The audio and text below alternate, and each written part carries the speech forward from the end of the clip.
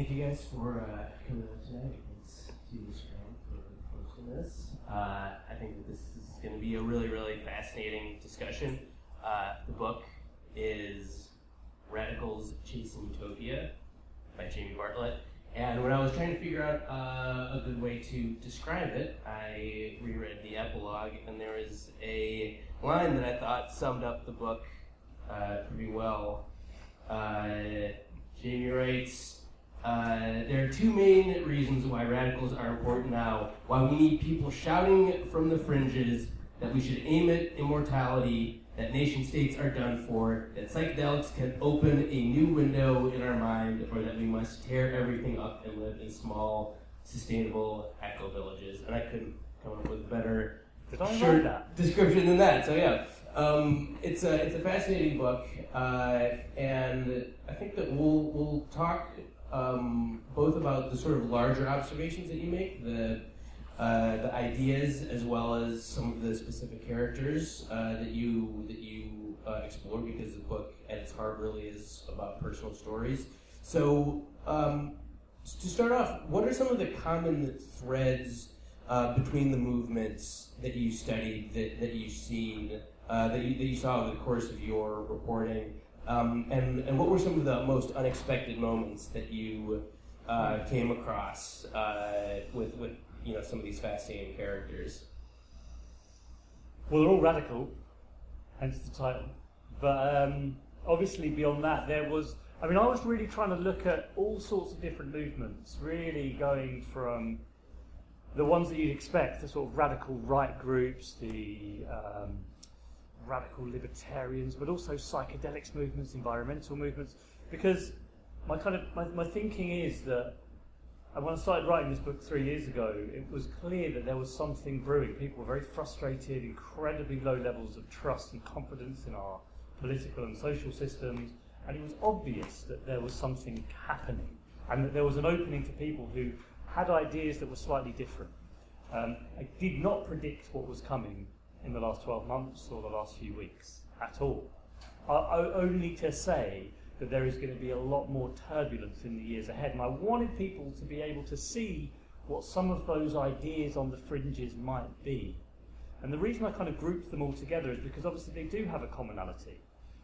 While their sort of views about how the world should be are radically different, they all share the same kind of absolute frustration with how things are, a total belief that it's utterly wrong, and that it can be changed, that things can be different, that they don't need to be like this, that modern capitalism isn't helping us. I mean, you've got weird examples where most of the people in the group say modern capitalism is the problem, there's too much individualism, there's too many market forces at play. And then you've got the radical libertarians who are like, there's nowhere near enough. The problem is that we don't have enough individualism in society. But they both share the view that whatever it is we have now is wrong. It doesn't work. But there were other things that were common amongst them as well. And it was really well summed up, actually, by one of these radical libertarians that I was spending time with. I went to visit this new country, Liberland, where they're trying to create this new nation state on the border of Croatia and Serbia. And that's the other thing. They all aim for the sky. I mean, they really are ambitious, these people, and they have this kind of steadfast belief that they are going to succeed one day. So you've got to be a little bit mad to be a radical, to keep plugging away at the ideas that you believe with limited prospects of success.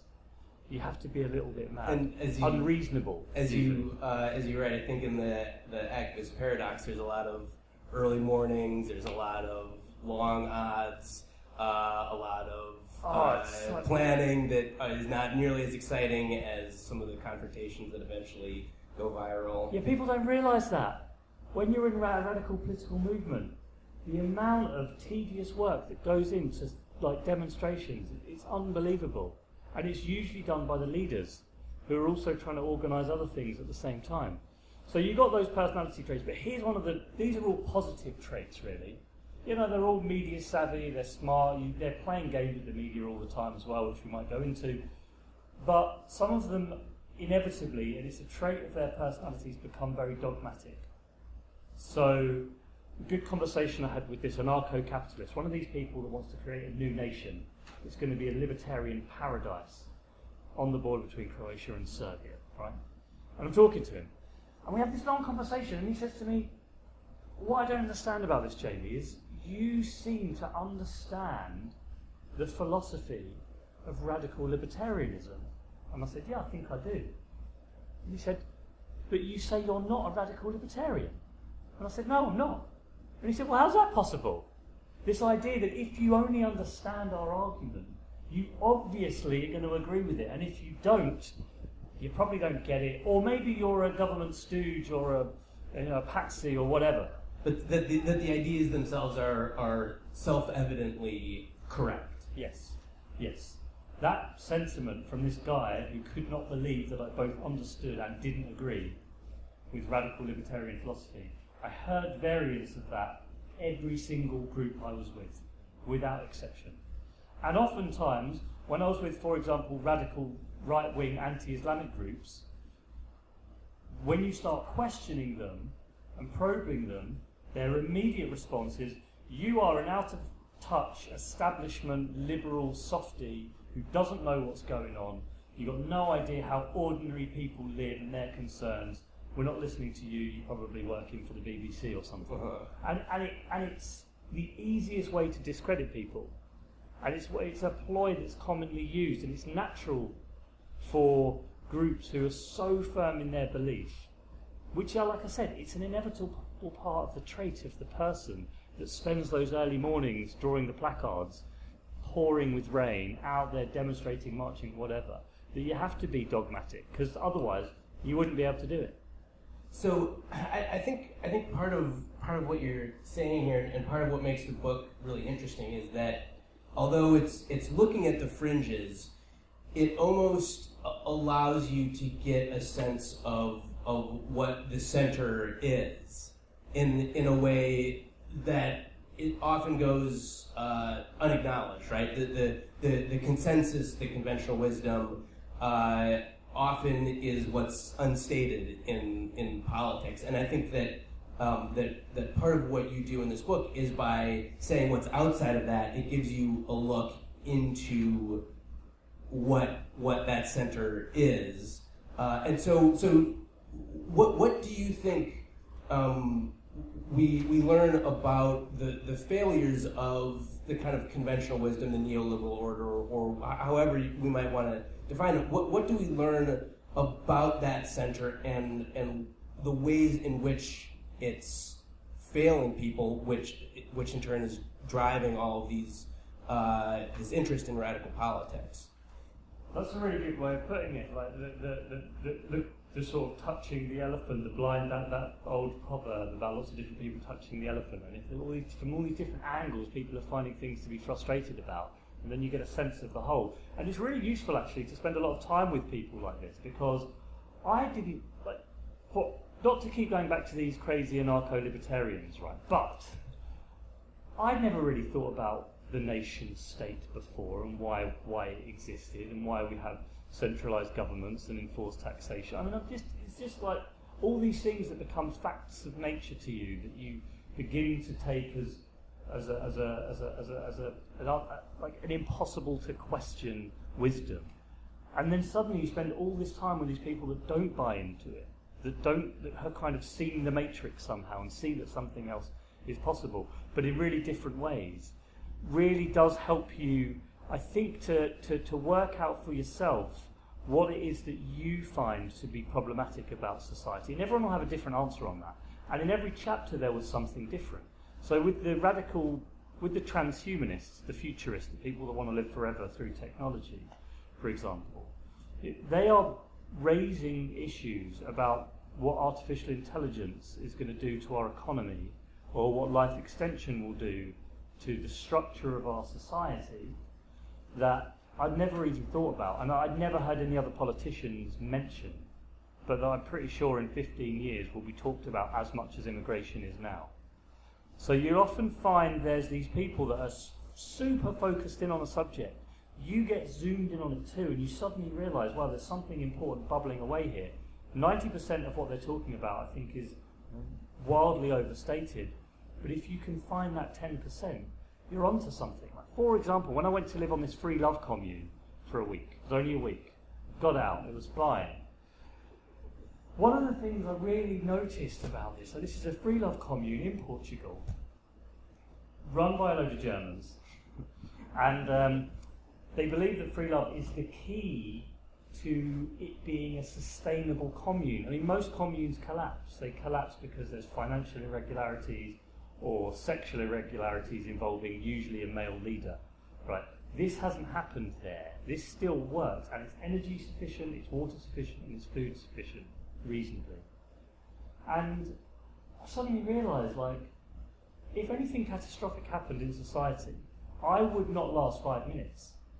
I have no idea how to do anything apart from order things on my phone, and like I could get an Uber from my phone, and then I could, you know, I can fix a printer, and so, like, useless, absolute useless. And I think it creates a certain sense, really, of unease inside people that you begin to understand a little bit when you go to these communes and you see everyone's working the land and nobody is checking their phones. And I was literally like, what's, like, for a few hours I'm walking around like, what's different about this place?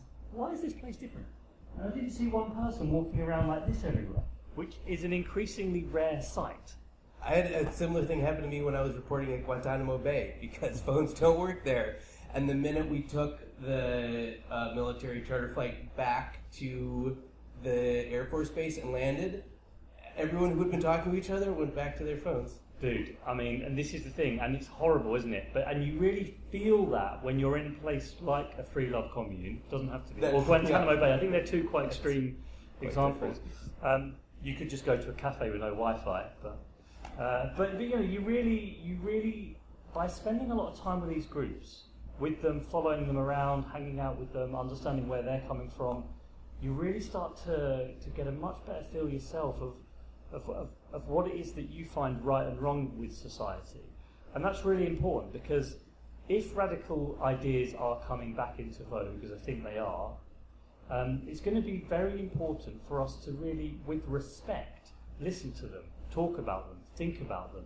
We need active citizens to solve the problems that are coming down the line in society, and that's going to require really dealing, like thinking about the ideas that are out there rather than dismissing them all as a bunch of lunatics, because it would be very easy to talk about this free love commune as a bunch of new age hippies. You go there and you spend time there and you have a much better sense of what you can learn and what you can dismiss, because some of it is ridiculous, but not all of it, never all of it. There's always something. I think the idea of taking radical ideas seriously, for me, is most pressing right now when we think about the rise of radical right-wing ideas, sort of proto-fascist movements, white nationalist movements, and I'm curious to hear your thoughts on how those, specifically those kind of radical ideas you write about in chapter 2, I think it is, with the Gita, is that how you say it?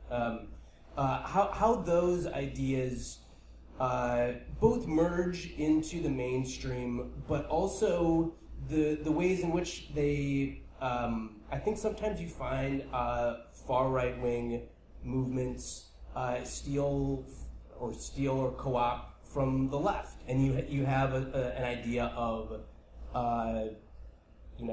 National Socialism contains socialism in it, and when you look at a lot of the history of those movements, it's about creating care for the folk, and they do, some right-wing movements, many that we're seeing right now, do have an anti-capitalist bent to them, at least in periods at times. So I'm curious how you see those ideas both sort of seeping into the mainstream, but also the way in which they borrow from other radical groups to create a sort of hybrid, if you will, between ideas that people who are drawn to left-wing politics might be sort of peeled off into these far right-wing groups. Well, the far right-wing groups that I talk about they just wouldn't see themselves in that way because they don't have a sort of take on economics, and they don't have a sort of ingrained political upbringing about this is a left-wing idea and that's a right-wing idea, and my view on economics is this and on society is that. So they just don't see it in the same way at all. To give a little bit of context about who the people are that I followed, it was a group called the English Defence League that was set up in the UK in 2009 and spent the following 6 years doing anti-Islam demonstrations all across the country. They were originally a bunch of football hooligans, and then they decided that there was a kind of Islamification of the UK, and they started doing these demos all across the country to sort of, as they would say, to fight back against the Islamification of the UK. And there were always fights, there was offensive chanting, there was clashes with the police, there was drinking and all of this stuff. Now, firstly, that group would never have existed without two things. The first thing is, without Facebook, that group would not have been around. That was a Facebook group with a militant wing. People never really understood it. It was all online. It was one of the first groups that really understood the power of Facebook, the radical right group. And so many people just assumed it would always be somehow the anti-capitalist left that would know how to figure out new technology and embrace it. But I think we've seen already that that's not the case. The second thing is, it wouldn't have happened unless the police had been absolutely outrageous in the way they policed them. Smashing them up, kettling them, doing all the things that you see with student riots, but to these guys. Now they have their own network, which is football fans. So they started getting all their football fan friends into these demonstrations, and it just grew and grew and grew, and they suddenly began to feel like they were a movement with momentum. And any movement with momentum, if you feel like you're going in the right direction, you feel like you're winning and things are getting better, you start picking up people. Yeah, success breeds success. Absolutely, and every time there was a clash with the police or with anti-fascists, there'd be loads of media coverage and loads more people at the next demonstration. They were playing a very clever game with all of this. Now, the leader of that movement, Tommy Robinson, told me in 2015 that he needed to create a sort of respectable version of this group. Pegida UK, he called it. He said the problem with the English Defence League is it was too much drinking and fighting and chanting, and we want the middle classes to come to our demonstrations. So I followed him for a year as he tried to create a respectable EDL all across Europe. And it was a very interesting time because they sort of succeeded in a way. They had a number of demonstrations without fighting, without clashes with the anti-fascists, without drinking, but that meant there was no people turning up, because the people who came to the demonstrations wanted to fight and to drink and to have the clashes with the police. And having followed them all across Europe as this was happening, and having had those clashes and those fights in Europe, as we were trying to get this thing moving, it's all really exciting, it's really exhilarating. I mean, you suddenly feel like you're part of a movement, that the whole world's against you and you're embattled, and you know. Now, that is such a powerful feeling. And they combine that with a narrative about themselves, which is that we're ordinary working class people, and the majority of them are people that had left school at 16, very low qualifications. I've been to where a lot of them are from. It's shit. There's nothing going on. There's no good prospects for those people. Becoming part of a movement where you're involved with a group of people like you, and you're like fighting to defend Western civilization, this is really a powerful draw. So what's happened is that they've created this narrative about themselves, that they are defending Western civilization. This is why the left-right thing to them, they don't understand it. And spineless liberal politicians refuse to accept the truth of what's going on, which is the Islamification of Western society. And they are the only ones brave enough to say that. And every time, and they have an infinite stock of internet stories to demonstrate this, which, by the way, they have looked at nothing else but that for the last 6 or 7 years. It's a really, you talk about the filter bubble or the echo chamber, it's such a powerful effect. And as a result, they are constantly called fascists by anti-fascists and racists by the people who protest against them. And all that serves to do is to make them more convinced that we are not the fascists. We, they say, are the anti-fascists who are standing up for Western civilization, freedom of speech, freedom of religion, LGBT rights. They claim they are the defenders of those things. Islam is incompatible with those things. And so every time somebody pushes them and says, but you're a radical right-winger, they just say, more proof that you spineless liberals don't know what's really going on. And it's a really difficult thing to pierce. Now, the truth is, when you push them on points about anti-fascism, like should an individual be judged based on their actions or the fact they belong to a religion, which is like a real liberal thing to believe, they always end up saying, no, but the whole of, they tar everybody with the same brush. Everyone that's a Muslim is kind of suspect. And that is not an anti-fascist position at all. So they call themselves anti-fascists and classical liberals and all the rest of it, but actually, in many respects, when you push them on the detail of that, there's not so much substance there.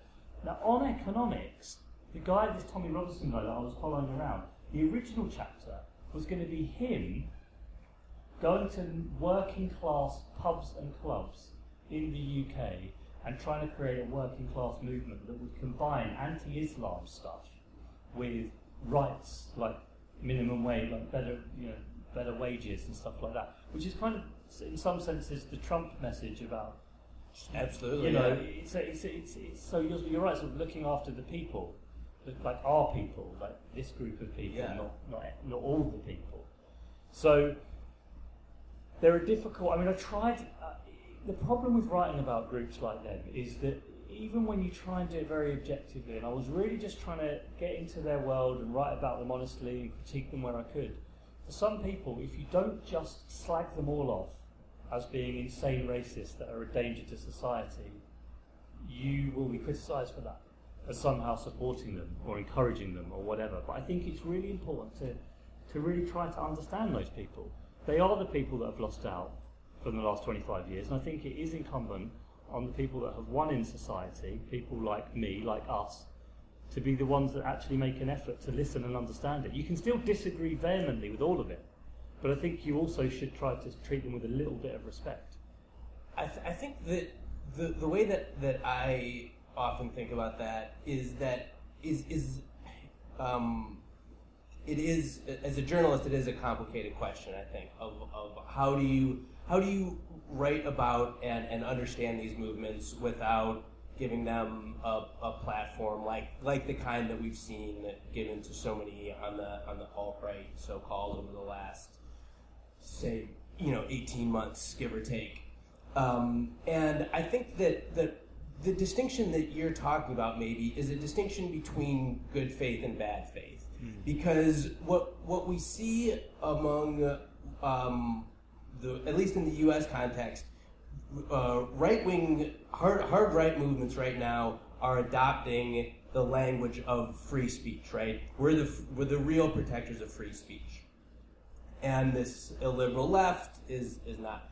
Now, the minute you examine what they're saying whatsoever, it all falls apart, because the only free speech that they are defending is free speech that either implicitly or explicitly promotes a project of white supremacy. And whenever there's an attack on free speech, say a professor who talks about Palestinian rights or whatever, that's never their cause, right? That never becomes their thing. And so I think that when you see the right wing in the U.S. right now say, we have to invite Milo Yiannopoulos to this to CPAC, right? This prominent conservative conference. He was invited, and the invitation to him was given under the guise of free speech. It fractures the minute you look at it closely, and I think that what you're talking about is looking at people who, I mean, I'm not super familiar with Tommy Robinson other than reading your book, but I think that you can try to understand people who have legitimately lost out because of the forces of neoliberalism over the last 30 years, if they are approaching things in good faith and not simply adopting language that sounds maybe like it's liberal, but that is obviously just a guise for some sort of proto-fascist or crypto-fascist program. And I think that if it is in bad faith, it is appropriate to call them fascists, even if they themselves don't think of themselves that way. Interesting. I mean, I know Milo Yiannopoulos personally, actually, because he was a relatively obscure journalist on technology in the UK. At the same time, I was a relatively obscure journalist on technology in the UK.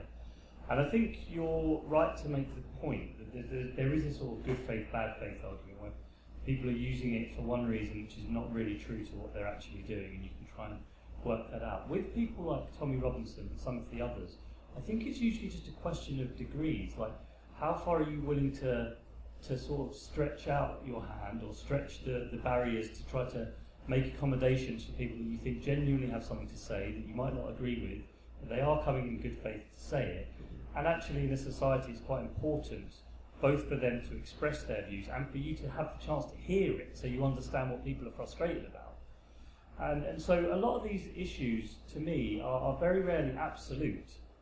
Like, it's about sort of, should we nudge it 5% that way or 5% that way? And with groups like Pegida, there is a difficulty when you talk about any group like Pegida, because you will have like sensible, genuine liberals who happen to be worried about Islam for various reasons, and they want to make some raise some legitimate concerns, all the way over to people who have deep roots in neo-Nazi groups and are just using Pegida as a kind of cover to get more numbers and to kind of stir it up. And because of the nature of modern groups like this, there's no membership list. It's people who turn up to demonstrations and write on Facebook pages. So it's very hard to say who's in it and who's not in it. And you can very easily dismiss the whole group by seeing a neo-Nazi right, but also you can underplay the danger of the group by seeing the most sensible person on television talk. So it's very, very difficult even to talk about groups now in the same way that you could have done 20 years ago, because it encompasses the spectrum. I think in terms of groups like Pegida, I just think that we can nudge it 10% to listening a bit more. You just turn the dial a little bit, and I think it would help. I think it would help them, I think it would help us. But that's not to say that you then, invite Milo Yiannopoulos to your to that big conference. Which, I mean, people say that was a good example of how having that higher platform, we got quite exposed very quickly. So there's the kind of the counter argument is that in some cases, but not all, listening to people and giving them a platform does expose them, and they get found out. Yeah, I think that a counter argument to that, though, is that the anti-fascist action at Berkeley that was so decried by virtually all of the mainstream is actually useful in keeping a figure like Yiannopoulos controversial, and that whether you call it a riot or uprising or what have you, that saying that when anti-fascists say this is not welcome here and we are going to confront this head on, there is this sort of liberal op-ed writers say, well, in the marketplace of ideas, the best idea will win, and as you write in your epilogue, that's not always the case. No, it's not. And so I think that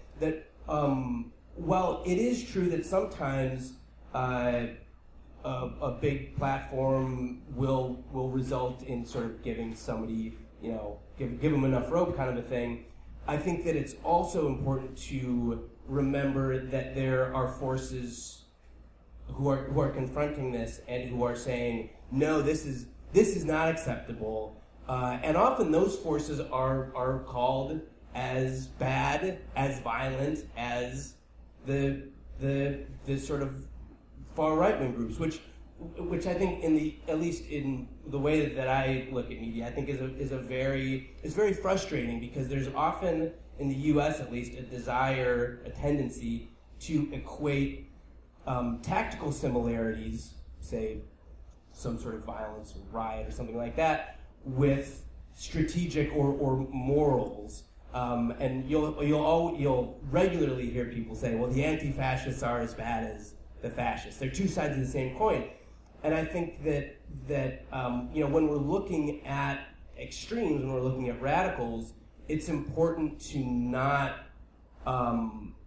to not give up a viewpoint on what are each of these groups working towards, and even if their tactics look similar, that should not result in a flattening of the morality of both groups, which I think happens all too often when somebody says, let's just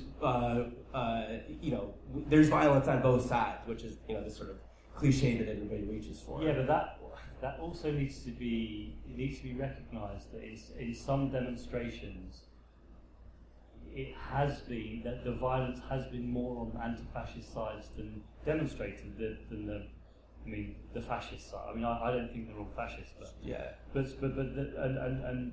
And there have been a lot of cases where it's been extremely unfair the way it's been reported. The anti-fascist movement does have some pretty nasty strains within it. The anti-fascist movement in the UK has some brilliant groups, and they do a lot of non-violent demonstrating. It's very about solidarity. And then you go all the way to Anti-Fascist Action, which is a pretty hardcore violent anarchist group who do not mind causing absolute mayhem for people. And sometimes I agree with you, it is important to keep a perspective on it, but that does also work both ways. I worry a lot about censorious nature from various sides, whether it's self-censorship, whether it's university self-censorship, whether it's university no-platforming, or, and this is very true in the UK and I think increasingly in the US, prevention programs that are designed to prevent Muslims becoming radicals, all of it pointing in the same way, which is ideas are quite dangerous and dangerous ideas need to be shut down. Everyone can make a case on an individual basis why this idea is a problem or that idea is a problem, but the sum total of it is that everybody increasingly feels less and less that we live in a society where radical ideas should be welcomed and given an airing. And you start off talking about the obviously bad guys, and it just grows and grows and grows and grows before anyone saying anything remotely dangerous is going to be not allowed on a campus, not allowed to protest because they'll be counter-protested. And it's not just about your legal rights, it's about the extent to which you feel free to do it. Or you'll come under suspicion by the government because they'll think that you're potentially an Islamist extremist just because you've been complaining about some foreign policy question. I see all of those things related and part of a general drive, and it worries me greatly. It really does. So this is one of the great problems at the moment, which is that the individual case is often quite sound, but I worry about where it all adds up to. Yeah. So let's talk a little bit about Prevent, and I've been interested in this sort of radicalization, sort of cottage industry, I think is the phrase that you used to talk about this terrorism experts who have who always show up and they say, well, sometimes some of my best friends are in that cottage industry. Yeah. I feel really bad about saying that, but I have to be honest. But so talk about what Prevent is, how it's what it shares with the Obama era countering violent extremism, CVE, which many liberal and left think tanks in the U.S. were very critical of. So what you actually got to sit in on some of these meetings that often the public just doesn't get to have any peek behind the curtain whatsoever. So I thought that chapter was really, really interesting. Yeah, so Prevent is the UK government's policy to stop people becoming radicalised to violence. It's not really meant to be targeted at Islamists only, but it nearly all is. Some of it looks at far-right groups, but a very small amount. Actually, last year they had the first ever referral to a Prevent project from an anti-fracker This is what I'm Really? telling you about. Yeah. This is the mindset. It starts with Islamist violence and it ends up with anti-frackers because they're considered a threat to the order. And then what will it be in 10 years' time? Anyway, Prevent is the UK government's policy to try to spot someone who is maybe on the cusp of becoming a violent extremist and intervene somehow.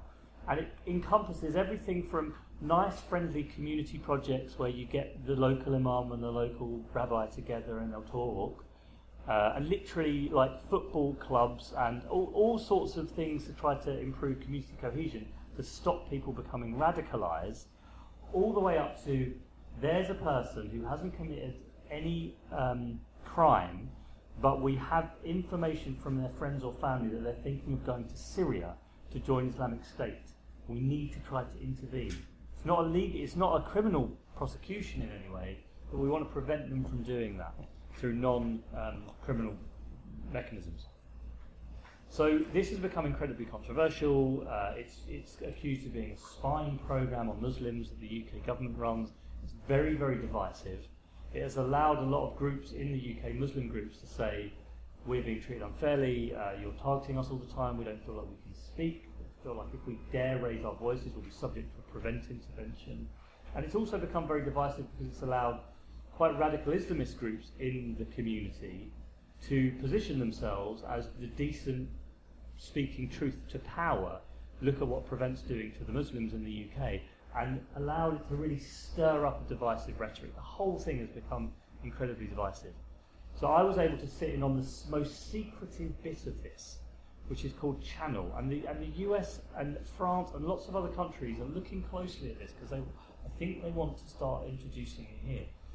Basically, it's a group of maybe 10 local officials, police, NHS, local authority, mental health specialists, who have received referrals from members of the community about people they think they're suspicious about.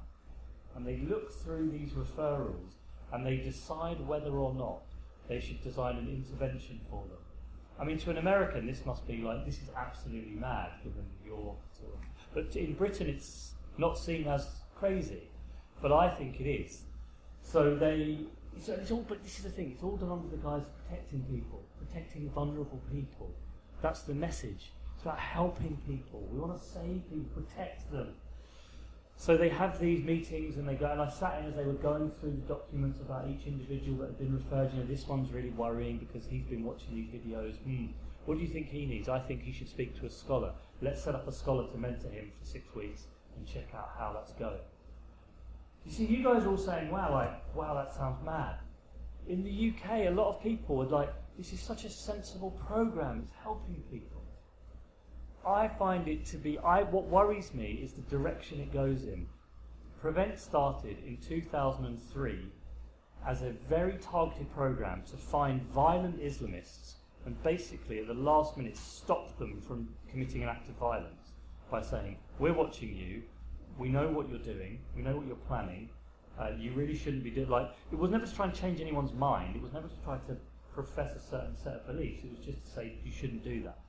But then there were terrorist attacks in 2005 in the UK, and so everyone wanted, we've got to do more to prevent this. Who can disagree with preventing terror? Everyone says, so every time there's a terrorist attack, everyone says, we need to prevent it. So more money goes in to prevent. And that's especially true if the perpetrator was, quote unquote, known to authorities. Everyone says, well, why didn't the authorities stop this attack? And yeah. It's very rare that anyone, as you write in the book, it's very rare that anyone acknowledges that not all attacks can be stopped in advance. Right. And even if you think that they could, that would result in a terrible society to live in. But to issue full surveillance on the 3,000 people that are suspected of being jihadis in the UK would require 750,000 people to watch them. It's impossible. It's impossible. You have to really select quite carefully. So the problem with Prevent is that it has this tendency to grow because everyone agrees with it in principle, but it's impossible to measure its success or failure. And those kind of projects just keep getting bigger and bigger and bigger. And so now we're in a position where, like I said, fracking people are being put through these channel interventions, and the government and the people that work on it proudly say this is about helping vulnerable people, which makes it very hard to argue against. So it just makes me very nervous. And they have stopped people. They reckon they've stopped 150 people going to Syria through this, people that were on the brink. How do they know? I mean, God knows how they know that. I asked the guy that runs it, how many people have been on the program and have still gone to Syria? And he wouldn't answer, because he doesn't, either he doesn't know or he doesn't want to tell me that figure. But this is a thing, prevent, and the whole counter-terrorism thing, it is a cottage industry. Like every time, and it's an uncomfortable thing to say, but every time there's a terrorist attack, loads of experts are wheeled out to talk about how important it is that we need more research on this, and it's absolutely vital, and the threat's growing, it's really serious, because unfortunately their careers do also depend on the threat always growing. And they become the experts, governments then listen to that, and the whole thing just keeps getting ramped up. And that gives, in the same way that Donald Trump got millions of dollars of free advertising through his outrageous tweets and all the rest of it, it's the same thing with Prevent.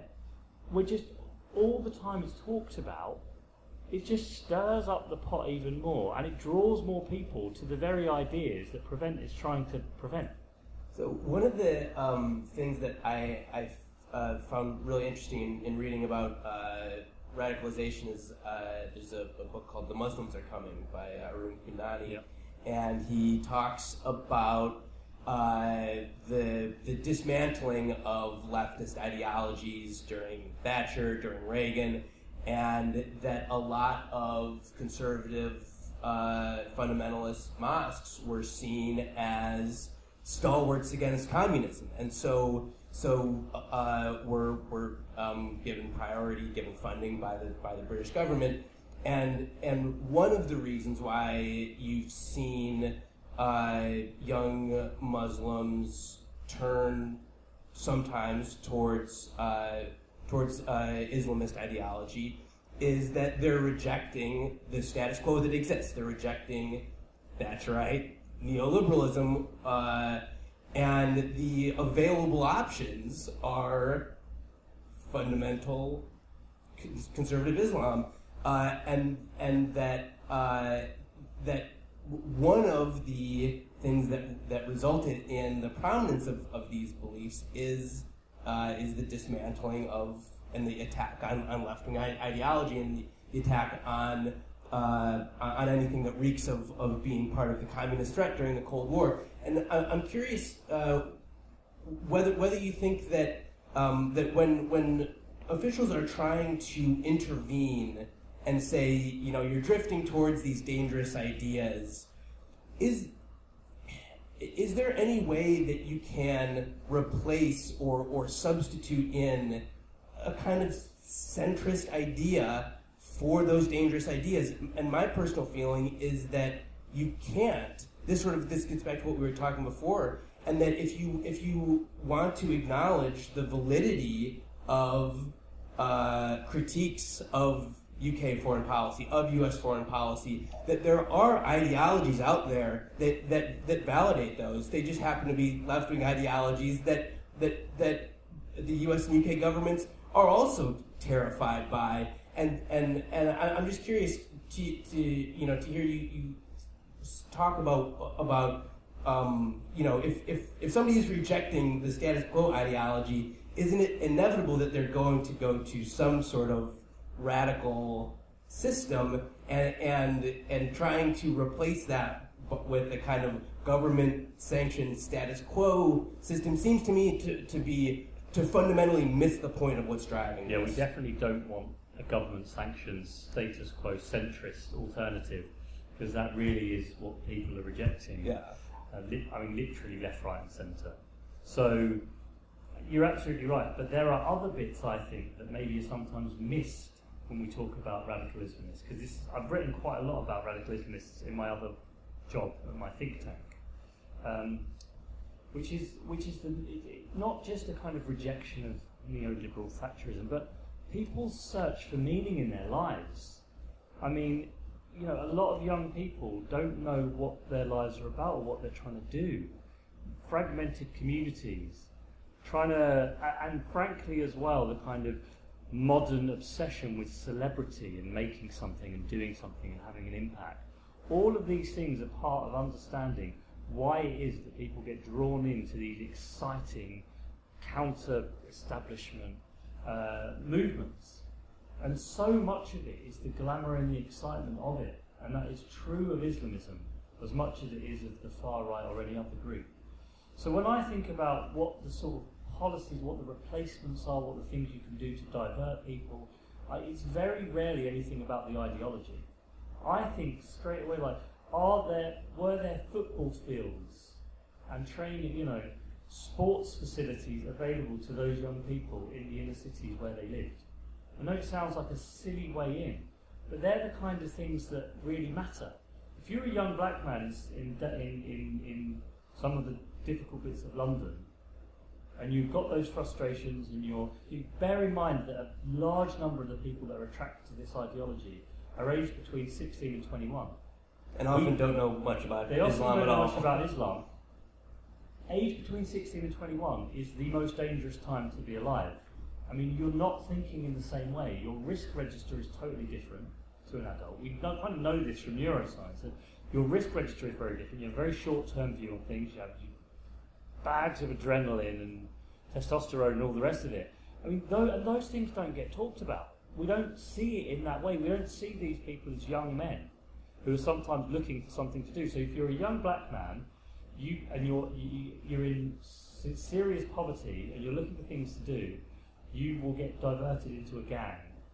If you're a young Muslim man and you with the same things and the same background, you'll get diverted into an Islamist group. If you're kind of in that way, and kind of with a young white guy, it might be one of these groups like I was talking about with the EDL. There are a lot of similarities there, and we never see those similarities. We get obsessed on the Islamist ideology or the EDL's ideology. But actually, I think there's a much deeper problem here that we're not dealing with. And as a result, all the things like prevent, they're just papering things over. Just have a little intervention at the last minute to see if we can divert someone with a little, with a scholar who can explain to them why this verse in the Quran is the right one to follow. They don't really care about that. It's not actually dealing with the roots of what's causing the issue. And the roots of what's causing the issues are so deep that a department set up to prevent it is not sufficient. That's inevitably just going to be some superficial layer at the top. Yeah. We're gonna take questions. I have one thing that I wanted to toss at you before we do though. There's a line in your book where to get back to I think what we were talking about at the very beginning of a lack of being able to compromise. You have a line about how people don't see their opponents in good faith, right? Yeah. If you understand my ideology of anarcho-syndicalism or anarcho-capitalism, why don't you agree with me? And so this assumption of bad faith, and reading that, just because of the current political context that we're living in, I couldn't help but think of the two parties in the United States right now, and so I'm curious. What do you see as the kind of structural forces that exist that are making, if there are any, that are making mainstream politics more radical? Do you see mainstream politics as beginning to resemble what we think of as radical tendencies or radical descriptions? Dude, you got to get big money out of this system. It's so bad. Oh my God. Maybe that's just because I've been reading a lot of Bernie Sanders lately. Yeah. But big money's a big problem. So the great myth, I think, has been that social media and the internet was going to help bring us all together and make us more analytical and kinder and smarter and wiser. It's what the digital prophets of the 90s all said. And also the beautiful days of 2011 for a while. Yes, absolutely. But actually, I mean, your Congress is more divided, I think, than any time since the war, politically, in terms of positions on issues. And it increasingly seems to mirror how debates happen online. Emotional, aggressive, confrontational. And I think we're coming to recognise that social media politics is not the great golden future that we all thought it might be. It's becoming way more emotional rather than analytical, partly because it's an emotional medium and it's about time, and we don't have time for millions of competing bits of information. So we use emotional heuristics to try to quickly make sense of things. And I talk about some of those things in my last book as well, with The Darknet. So, and I actually tell that story in some detail with Beppe Grillo, the Italian politician slash comedian slash blogger, who, you know, people wondered, he's a man who's set up a political party that said we don't need parties anymore. Actually, I'm going to set up a movement. It's all done online, direct democracy. You just can vote on your phone. It's going to be amazing. And people will get to have their say. And we don't need the media anymore either. We can just have citizen journalists and they'll be able to record everything. And that's going to make everything so much better. But he is a 60-year-old famous comedian who is incredibly obnoxious and rude and cruel. And he kind of symbolises the possibility of social media politics. It brings more people in, it does give you the chance to get involved. Everyone in the movement gets to vote on the phone, and the MPs that they've elected do what the people say.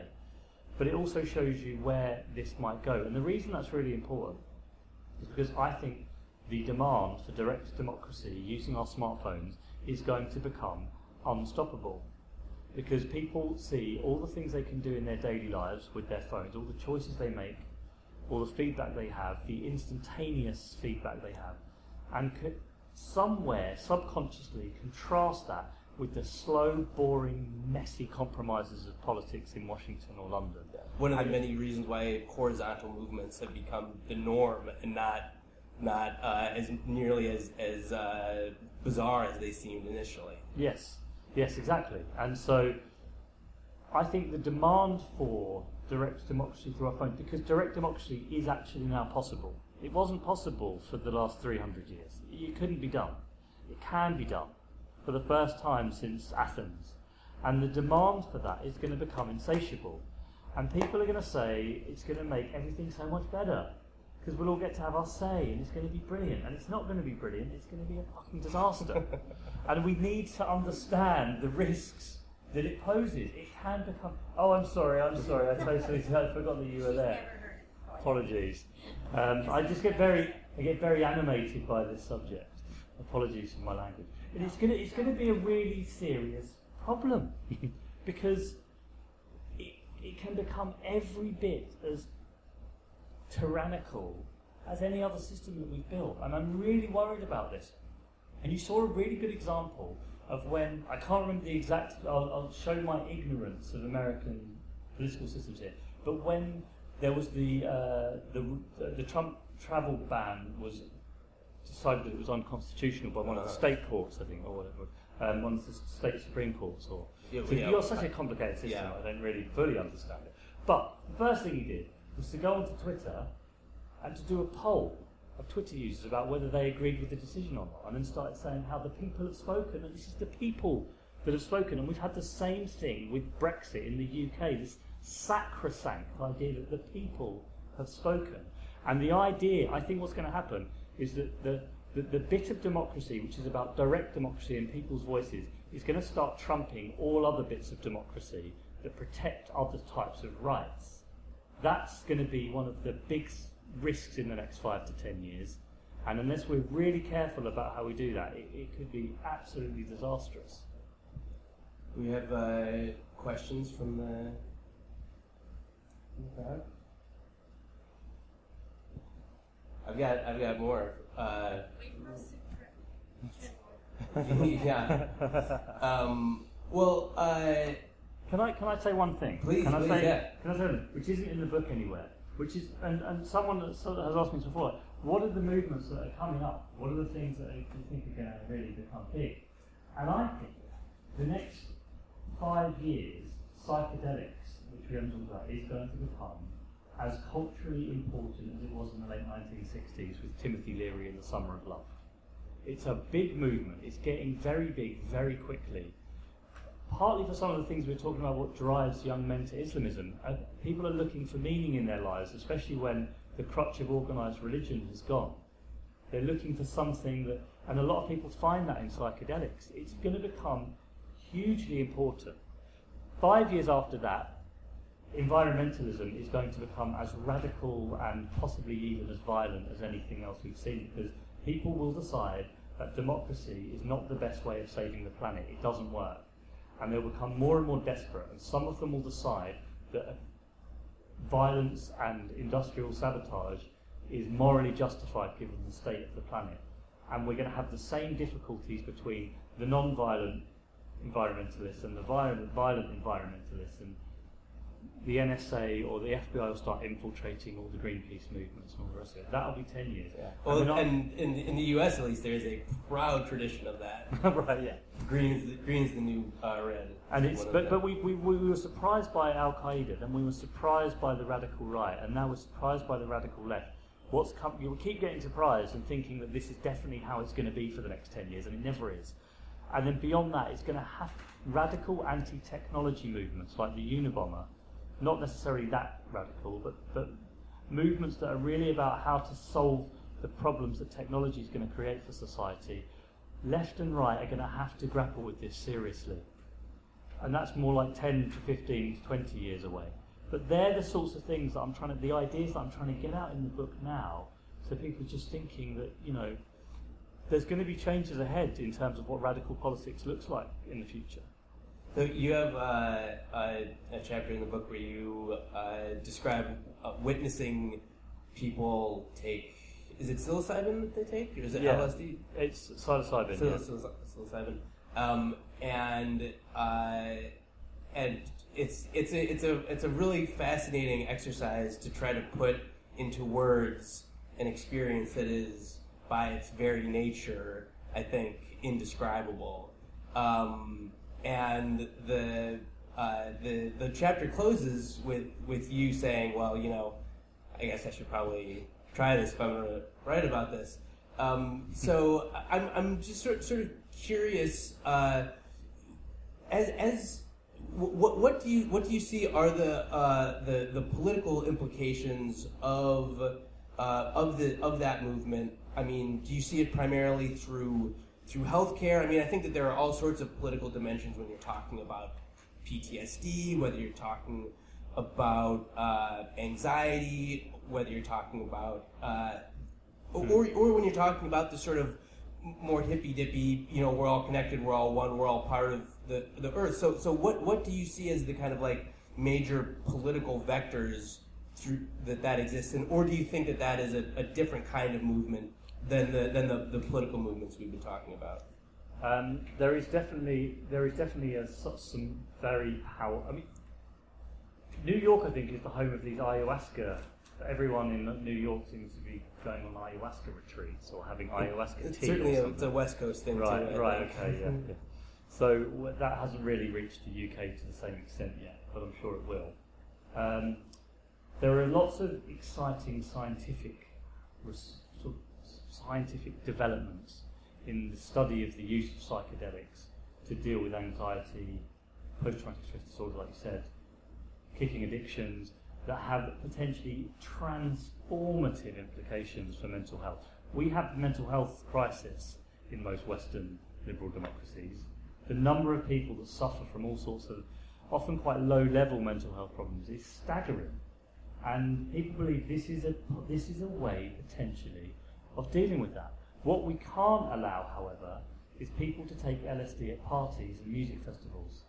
That's why it's under Schedule 1 of the federal drugs law, because it is incredibly powerful and very dangerous if not taken in the right way. The movement of psychedelics is about how do you create safe environments for people to take these drugs in a sort of spiritual, medicinal, careful way that can benefit them. That's the really powerful, interesting thing.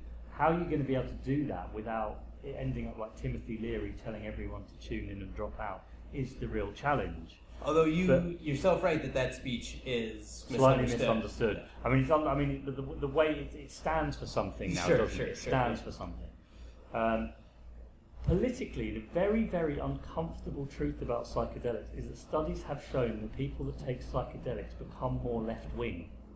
Yeah. Some conspiracy theorists say that is why Nixon, in the end, was really hard on them with his war on drugs. He was terrified everyone was going to become left-wing. But it's serious. I mean, you do personality tests about your levels of openness. It's one of the 5 big personality domains. Openness, along with, I can't remember all the neuroticism, and there's 3 others. And people have sustained increases in their openness scores even years after taking psychedelics. And openness is associated with being liberal, open-minded, open to new challenges, caring more for the environment, and all sorts of other traditionally left-wing things. There is a movement within the psychedelics movement that is basically saying if people take this and take it carefully, society will become more left-wing. We will become more, we'll care more about our environment, we'll feel more connected to each other, we'll be nicer to each other, we'll be more open about difference and tolerant towards difference. So this is actually a political drug. No other drugs do this, none, but that one does. So there is a sort of hidden political vector within it. Was your experience, several of the people that you write about in that chapter say that their trip was, like the journalist that you don't name says it ranks up there with Birth of His Children. And there's studies that say that 15, 20 years later, people describe mushroom trips as perhaps the most profound experience of their lives. Did you find it to be that? Because you close the chapter before you say you come down one way or the other. Yeah. Well, so it's staggering when you listen to people talking about the effect that this has had on them when they've done it in the right way. And I really believe it is going to grow because the power, that kind of power, you can't keep that bottled up. And bear in mind that, and I'm not an advocate I'm not a drug taker. I really did not want to take these drugs for this chapter. I was just persuaded in the end that I had to write about it seriously. But I don't take drugs, and I don't advocate that anyone does take drugs. And as a young person, I'm saying that doubly for your benefit.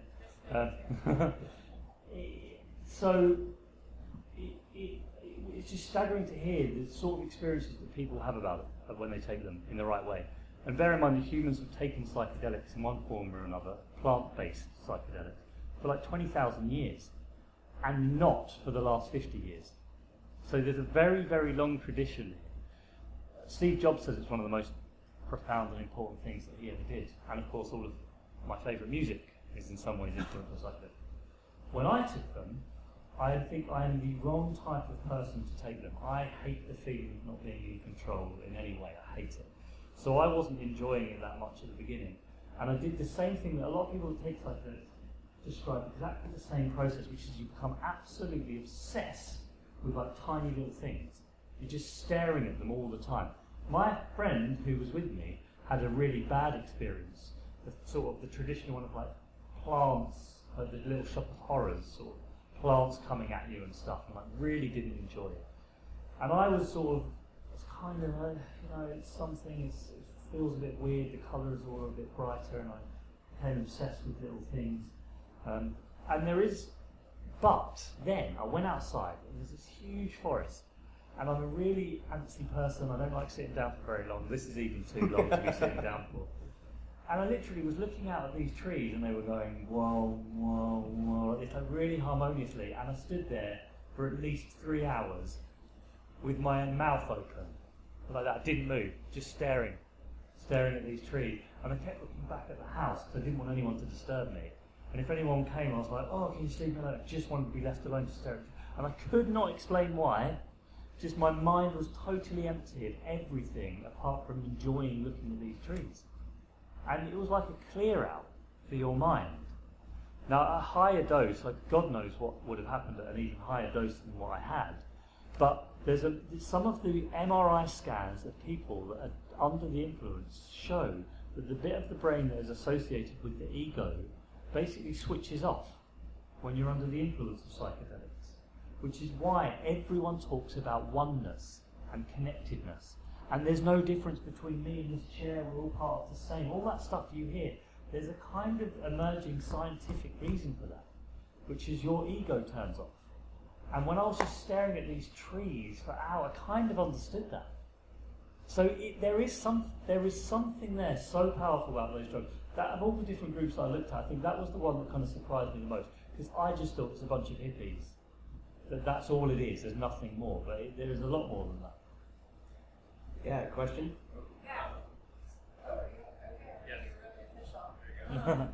Hey, okay, so I love the thing you're circling around with all of this is understanding that underneath all of these groups is this idea that there's an existential void that,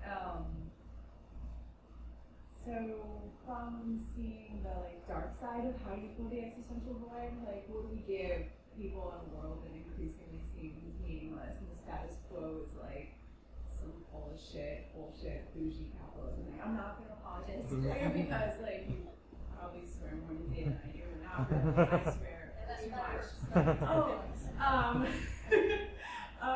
So yeah, I don't know. I mean, it sounds like lacing everyone with LSD. It seems like No, we're not doing that. No, I'm terrified of my jokes.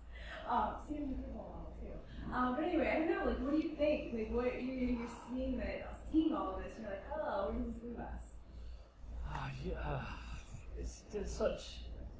It's one of those questions that's really, really broad and really difficult to answer because I don't know.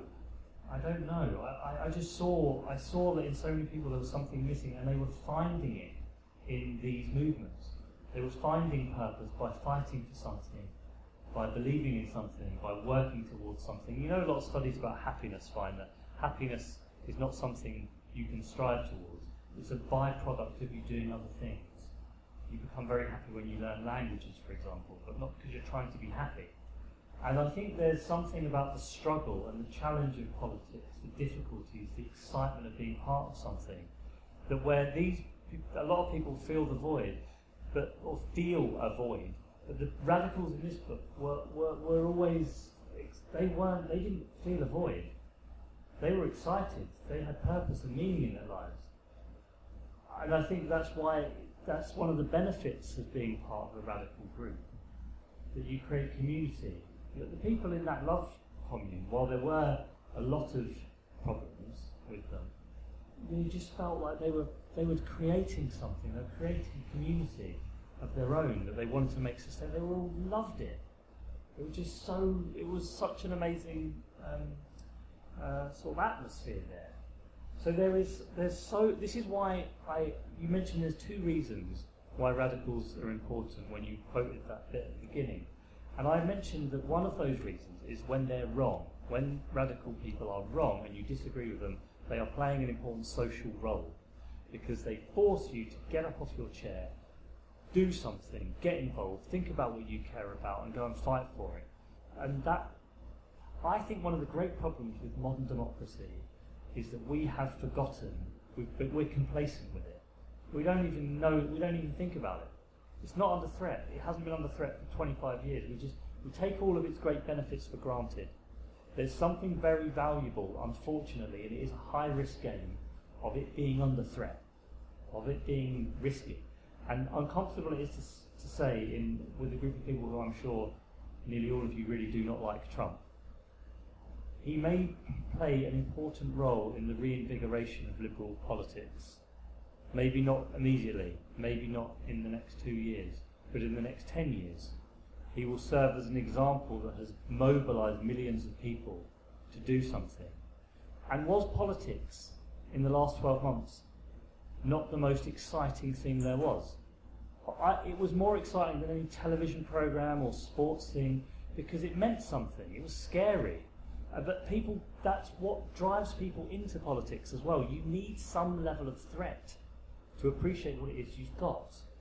The problem with this, and I do write about this as to why it's a problem, sometimes if you don't respond, then the threat takes over. The threat then wins. And the valuable threat that democracy needs actually destroys it because it takes over the whole thing because people don't mobilise in response to it. So to me it's a very awkward game of there being a useful threat to democracy to make everyone active and worried, but sufficiently worried that they mobilise, because if they don't, the maniacs take over, kind of thing. Yeah, I think that may have happened, and I think that we'll. No. I mean, I agree, but what I'm saying is that what I hope comes from this is the big counter movement. Yeah. That suddenly there aren't people realise that you can change things, and you have to mobilise to do it. So that's the thing that I take from it. That it's the kick that liberalism needs. You listen to the most articulate defenders of liberalism and democracy, it's people in like Saudi Arabia, Iran, Pakistan, Russia. They're not found inside the Beltway or in Westminster. They're in places where they believe that this is an exciting, valuable, meaningful ideology that's under threat and needs to be fought for. So I take that as a positive from the last 12 months, that it's going to result in something hopefully a bit better. Yeah, and hopefully in the process of getting there, the disasters will be either mitigated or recoverable, because it seems... Thank your founding fathers, man. They were so smart. They knew this was happening all that time ago, and they built all those separation of powers in. Oh my God, what do you owe these people? What geniuses they were. I think we'll leave it at that. Jamie Bartlett, thank you so much. This has been a fascinating Thank you.